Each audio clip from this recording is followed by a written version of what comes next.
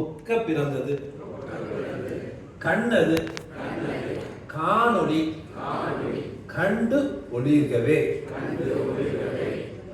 கண்ணது சாயை. சாயைன்னா என்ன? Shadow. சாயினா shadow.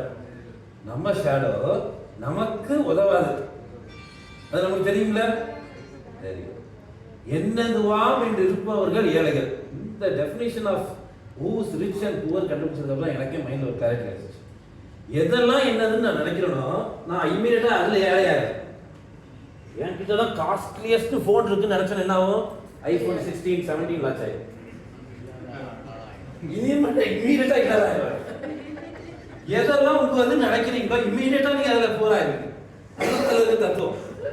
இந்த தத்துவம் அதாவது அவர் எப்படி வார்த்தை அமைக்கிறாருன்னா, உன் ஷேடோ உனக்கு உதவாது, இது உனக்கு தெரியும். ஆனா என்னது எல்லாம் என்று நினைக்கும் போது நான் ரிச்சு நினைச்சுக்கிறேன், ஏன்டா யோசிக்கல அப்படின்னு அவர் கேட்கல. அதுக்கப்புறம் தான் உள்ள இறங்குறது என்னன்னா, உண்ணுயிர். ஏன் அவர் ரொம்ப ப்ரிசைஸா வேர்டு போடுவார். உண்ணுயிர் ஏன் போடுறாருன்னா, நம்ம திருமூலரோட கதை எப்படி வரும்னா, அவர் ஒரு மாடு மேய்க்கிறவராக இருப்பாரு, இறந்துருவார். மாடெல்லாம் சுற்றி அழுதுட்டு இருக்கிறத பார்த்தோன்னே சிவன் வந்து அவருக்கு உடம்புக்குள்ள வந்துடுவார். அவருக்கு இறக்கப்பட்டு உள்ள வந்தோடனே மெடிடேஷன் உட்காந்து 3000 பாடல் எழுதுனதா கதை இருக்கு. அதனாலதான் அவர் என்ன சொல்ற, உண்ணுயிர் என்னுடன் சொல்ல, உண்ணுயிர் பொம்முடன். பொம்னா என்ன தெரியுமா? பொம்முன்னா பயம். பயமுள்ள உடல் உண்ணுயிர், இது ரெண்டும் சேர்ந்து பிறந்திருக்கு.